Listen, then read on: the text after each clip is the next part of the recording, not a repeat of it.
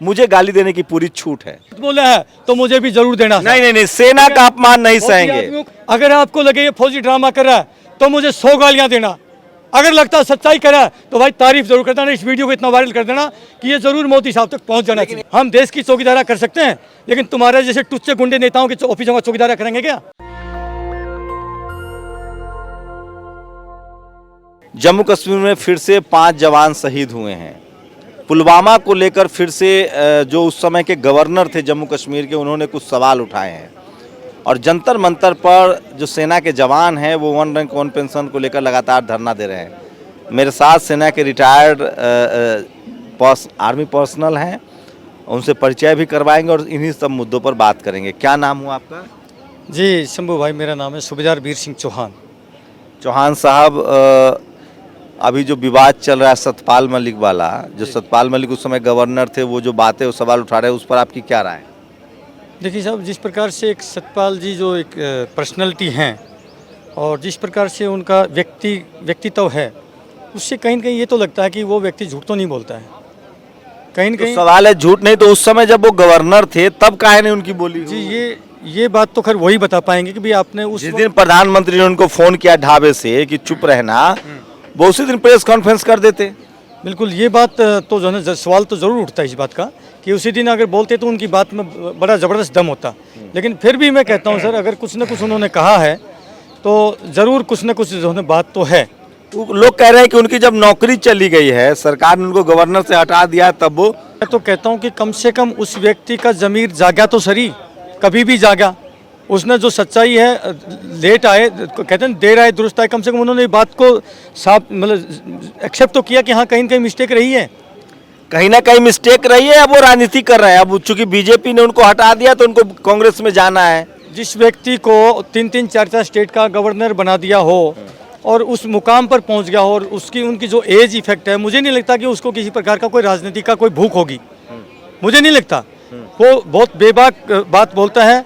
उस व्यक्ति ने किसानों के जो है हक की बात कही, किसानों के हक की बात कही। अरे सर, उस टाइम भी तो कुर्सी सेना के पूर्व में जनरल बीके सिंह भी राजनीति में गए, आए थे वो भ्रष्टाचार खत्म करने, अभी केंद्रीय मंत्री बैठे हुए हैं। अब तो जज जा रहे हैं राजनीति में। तो किस पर आप मोदी जी को क्यों दोष उठा रहे हैं? मोदी जी तो 40 साल तपस्या करके आए हैं।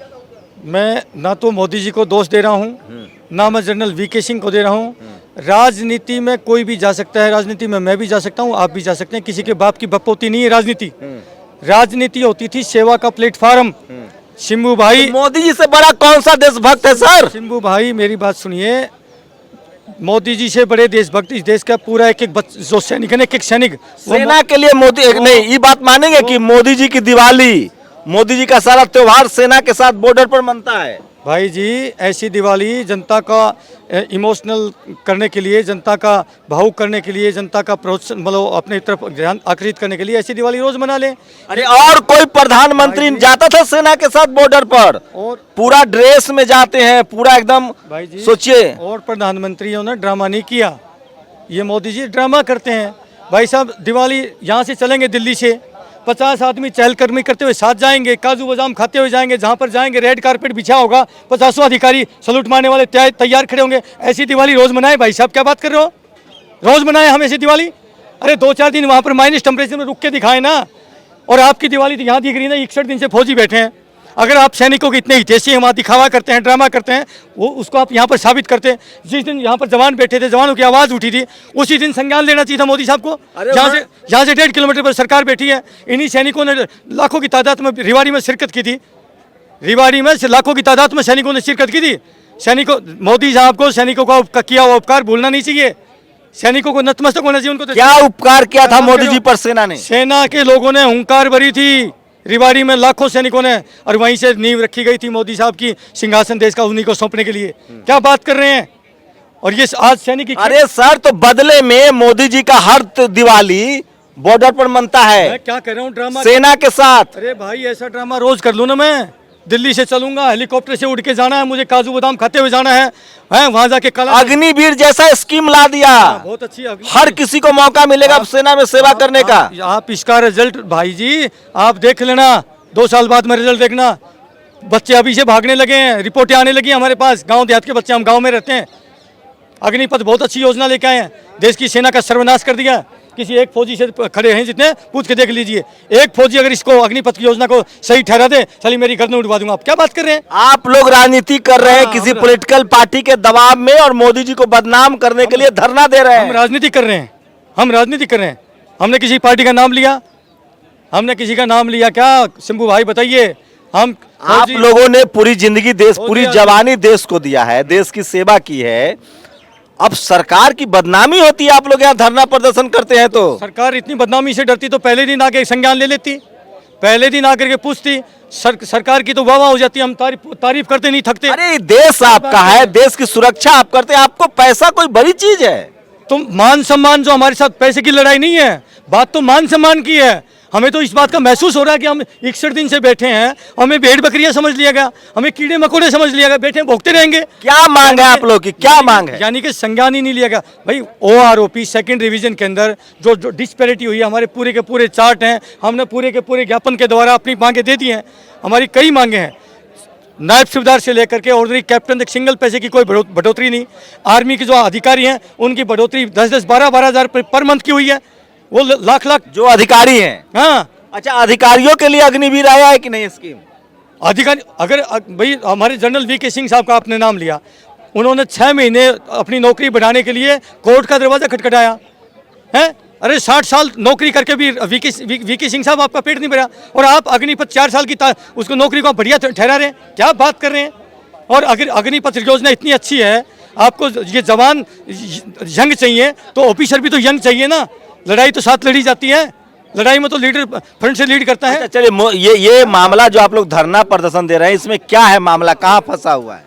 मामला कुछ नहीं है। अगर सरकार वाकई थोड़ी सी भी संज्ञान ले और दिल से थोड़ी सी भी मन में उदारवादी विचार रखती हो फौजियों के प्रति, जो दिवाली मनाते हैं और दिवाली सही मायने से दिल से मनाते हैं, तो उनको अब तक यहाँ किसी को भेज देना चाहिए। क्या मतलब क्या है, पूरी समस्या तो बताइए। अरे समस्या है OROP सेकंड डिवीजन के अंदर जो डिस्पैरिटी हुई है, पूरी हमारी लंबी फहरिस्त है, एक पॉइंट नहीं है।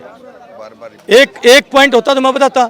हमारी MSP है, आप बताइए, एक जवान बॉर्डर पर खड़ा होता है गन लेकर के दुश्मन की गोली के सामने, तपती हुई रेगिस्तान में और बर्फीली पहाड़ में, और एक ऑफिसर पीछे से बैठता है। मैं तो चाहता हूं कि 5 लाख रुपए तनख्वाह होना चाहिए सेना के जवानों का, उनके परिवार बच्चों की जिम्मेदारी सरकार ले, क्योंकि ये देश सुरक्षित है तो भारत की सेना की वजह से।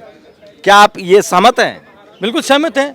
आप जैसे भाइयों का सलाम है जो इस प्रकार की भावना रखते हैं साहब, लेकिन देश की सरकारें, आप ये बताइए अग्निपथ योजना क्यों लेके आई गई? अग्निपथ योजना जो हमारी हम पेंशन लेते हैं ना, वो इनकी आंखों में रोड़ा अटक रही थी कि ये पेंशन कैसे ले रहे हैं। अरे यार, पूरी जवानी देश के बॉर्डर पर अभी एक जवान को, मान लिया मैं GD का, मैं एक जवान हूँ आर्मी में, एयरफोर्स में या नेवी में, और मेरी तनख्वाह 1 लाख रुपए पर मैं रिटायर किया हूँ, तो मुझे कितना पेंशन मिलेगा? उसका 50% होगा, 50,000। हाँ। तो ठीक है फिर। लेकिन 1 लाख तक कौन पहुंचता है? 1 लाख की किसकी तनख्वाह भाई जी? क्या बात कर? सेना के जवानों की कितनी तनख्वाह, आप बताइए, आप तो आपकी कितनी तनख्वाह रही है? जो लास्ट पहुंचता है 32-33 साल घिसट पिसट करके घुटने रगड़ के 33 साल 34 साल नौकरी करता है, उसकी जाकर के 75-80 हज़ार के आसपास पहुंचती है, उसका 40 हज़ार आएगा। अभी जो जितने सूबेदार में रहते हैं उनकी 30 हज़ार पेंशन है। बताइए 30 हज़ार में वो अपने बच्चों को हाईली को अच्छे एजुकेशन में पढ़ा पाएगा। आपकी पेंशन कितनी? मेरी अभी 40 हज़ार है, मैं रिटायरमेंट हो गए 10 साल हो गए। और अधिकारियों को कितना पेंशन? उनकी 1.5 लाख है, 1.5 लाख। तो आप लोग कितना पेंशन चाहते हैं? अरे भाई, हमारी पहले का जो डिफरेंस होता है वो होता था, जो तनख्वाह में वो टोटल 5-7 हज़ार का होता था, उनकी 1.5 लाख थी, तो हमारी साली लाख तो होती। लेकिन इन्होंने पे कमीशन 6 पे कमीशन से ही घुमा फिरा करके, हमारा पहले होता था क्या, जिसकी तनख्वाह ज़्यादा थी उसको DA कम मिलता था, और जिसकी तनख्वाह कम होती उसको DA ज़्यादा मिलता था। ये सारी रिकमेंडेशन हमारे अधिकारियों ने। लेकिन सेना की तनख्वाह बढ़नी चाहिए, ये 1 लाख से कम तो होनी ही नहीं चाहिए। चलो जी, आप धन्यवाद है, कम से कम आपने ये बात तो एक्सेप्ट करी, स्वीकार करी पूरी पब्लिक के सामने, पूरे देश का सामने। मैं तो कह रहा हूँ, सेना की, बाबा साहेब ने कहा है कि सेना की नौकरी मैक्सिमम सेक्रीफाइस है, यही एक नौकरी है जो गोली आता है तो सीने पर झेलता है आदमी।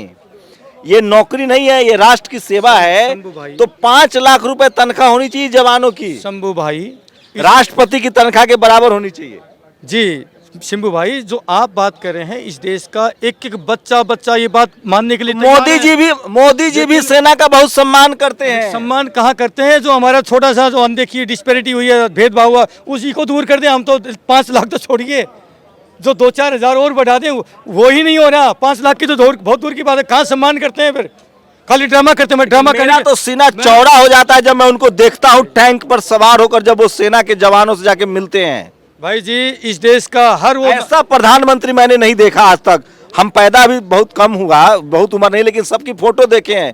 कोई प्रधानमंत्री, लोग मिलते थे सेना से, लेकिन ऐसा तस्वीर एकदम ड्रेस में जाते हैं, वेल ड्रेस्ड होके मोदी जी। किस लिए जाते हैं पता है? हाँ। किस लिए जाते हैं? लोगों की सहानुभूति बटोरने के लिए। अगले चुनाव में देखो मैं सैनिकों का कितना ख्याल कर रहा हूँ। भाई ये ड्रामा है, ये ड्रामा बार बार कहने के लिए, शब्द बोलने के लिए मुझे मजबूर होना पड़ रहा है। अगर पहले दिन से ही मोदी साहब यहाँ पर बंदा भेज देते हैं, मैं सम्मान करता, सैल्यूट मारता, पूरे देश में तारीफ करता मोदी साहब की कि मैं मर्द का बीज है। लेकिन मैं ये बात कैसे बोलूं? ड्रामा कहने के लिए मजबूर होना पड़ रहा है मेरे को। लोग कहेंगे मेरे को ये फौजी कैसा फौजी तो है? इतने सारे टेलीविजन पर ब्रिगेडियर और कौन कौन आके बैठ के मोदी जी की तारीफ करते हो, सब गलत है। मैं एक चीज बता देता हूँ साहब, जिसकी रगों में सच्चा खून है, असल बाप का है, वो फौजियों का सम्मान करता है साहब। हम भी सम्मान करते हैं। भारत का कौन नागरिक है जो फौज का सम्मान नहीं करता है? भारत के फौज का दुर्भाग्य से कहना पड़ता है, कुछ नेता हैं जो सम्मान नहीं करते। आपने पता नहीं क्या, जब अग्निपथ योजना लेके आए थे, इसका एक क्या नाम था, बोले जी हम इन अग्निपथ वालों को अपने ऑफिसों में चौकीदार रख लेंगे। नाम क्या था? नाम भूल गया। बीजेपी का नेता था।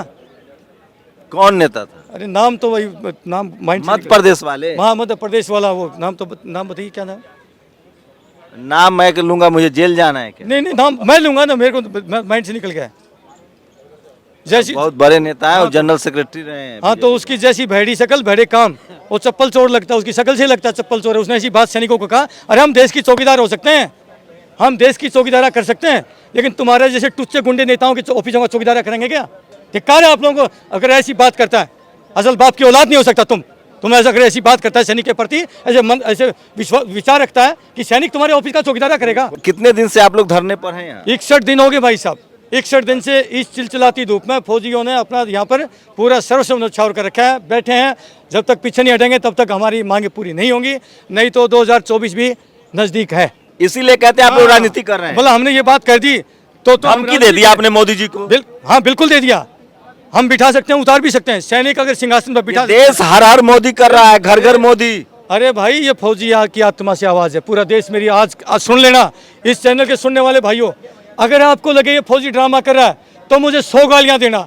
अगर लगता है सच्चाई कर रहा है तो भाई तारीफ जरूर कर देना, इस वीडियो को इतना वायरल कर देना कि ये जरूर मोदी साहब तक पहुंच जाना चाहिए। एक आखिरी सवाल, प्रधानमंत्री मोदी सेना के साथ तो दिख रहे हैं, सेना मजबूत हुई है उनके आने के? सिर्फ दिख रहे हैं ना, उनके आने के बाद सेना मजबूत हुई है? हकीकत में और उसमें बयानबाजी में बहुत अंतर है, बहुत अंतर है।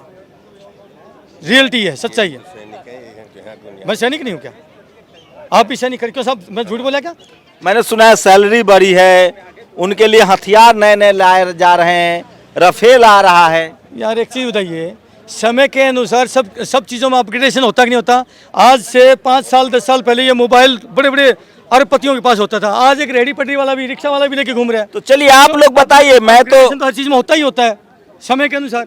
आप लोग बताइए, ये बात तो सच है कि मोदी जी दिवाली होली सब सेना के साथ मनाते हैं, लेकिन सेना के जवान कह रहे हैं कि उनकी जो मांगे हैं वो 1 रैंक 1 पेंशन को लेकर उसकी मांग पूरी नहीं हो रही है। गर्मी का मौसम है, हम लोग पेड़ के नीचे इंटरव्यू कर रहे हैं, इसीलिए 42 डिग्री टेम्परेचर है और 61 दिन से भारत के रिटायर्ड सेना के जवान जो हैं वो जंतर मंतर पर प्रदर्शन कर रहे हैं। एक और मेरा लास्ट है, 30 अप्रैल को जो हमारी सेंट्रल कमेटी ने एक निर्णय लिया है, जितने भी सांसद महोदय हैं, हम पूर्व सैनिकों को अपने अपने लोकसभा के सांसद को ज्ञापन सौंपना है। 3 तारीख को पूरे देश के सैनिकों ने, कितनी संख्या है भारत में रिटायर्ड जवानों की? 28 लाख अभी जी, 28 लाख सैनिकों ने जल जला ला दिया था। 3 तारीख को ऐतिहासिक मोमेंट था, देखने लायक था। प्यारे फौजी भाइयों, 30 तारीख को भी ये आंदोलन इतना गजब का होना चाहिए, पूरा हिंदुस्तान के नेताओं की टांगे कपा जानी चाहिए कि फौजी खड़े हो चुके हैं। बता देना बेटा, या तो पिंजरा पट्टू पड़ो, पिंजरा खाली करो, या तो हमारी बात पहुंचाओ, या फिर पिंजरा खाली कर दो। 2024 में नहीं आना वोट मांगने, सीधी बात करते हैं हम घुमा फिरा के बात नहीं करते। शिमू भाई राजनीति कर रहे हैं अब आप? अरे राजनीति ये गुंडे बदमाश कर सकते थे, हम तो यार पढ़े लिखे फौजी हैं, डिसिप्लिन से लबालब भरे हैं, देशभक्ति से लबालब भरे हैं, ये कर सकते तो क्या फौजी आदमी अगर इतनी बात बोलेगा राजनीति करने लगा? आप कोई राजनीति लग भारत के प्रधानमंत्री 24 कैरेट देशभक्त हैं, प्योर गोल्ड हैं, अरे भाई साहब जब उसका और ज्वेलरी सेना के साथ हैं। वो दिखने के लिए बिस्कुट है ना 24 कैरेट का, जब उसकी ज्वेलरी बनती है 24 कैरेट है या 18 कैरेट है या 16 कैरेट है तो पता चलेगा। मेरे सवालों से आप सहमत हैं या इनके जवाबों से आप सहमत हैं? दोनों आपके पास ऑप्शन है, आप कमेंट में लिख के बता सकते हैं। मुझे गाली देने की पूरी छूट है। हाँ अगर मुझे भी अगर मैंने नहीं, गलत बोला हो, सेना तो का मुझे भी- अपमान नहीं सहेंगे। नहीं, अगर नहीं, मैंने नहीं, गलत बोला है तो मुझे भी जरूर देना। नहीं, सेना का अपमान नहीं बहुत ही आदमियों सहेंगे। का अति आत्मा आप बहुत मुझे बदमाश कुछ भी कह सकते हैं, सेना का अपमान नहीं सहेगा भारत। आप लोग अपनी प्रतिक्रिया जरूर धन्यवाद, जय दीजिए। हिंद, जय भारत भाई। सोचिए आप, आपको भी धन्यवाद। 61 दिनों से भारत के रिटायर्ड जवान जंतर मंतर पर धरना दे रहे हैं, कोई अब तक सूद लेने वाला नहीं है। शंभू कुमार सिंह, नेशनल दस्तक, जंतर मंतर, दिल्ली। नेशनल दस्तक की आपसे गुजारिश है कि अगर इसको बचाना चाहते हैं तो नेशनल दस्तक को सब्सक्राइब करने के लिए रेड कलर के सब्सक्राइब बटन को दबाएं, फिर बेल आइकन की घंटी दबाएं। नेशनल दस्तक को बचाने के लिए बहुत जरूरी है कि हर खबर को शेयर करें, लाइक करें, कमेंट जरूर करें।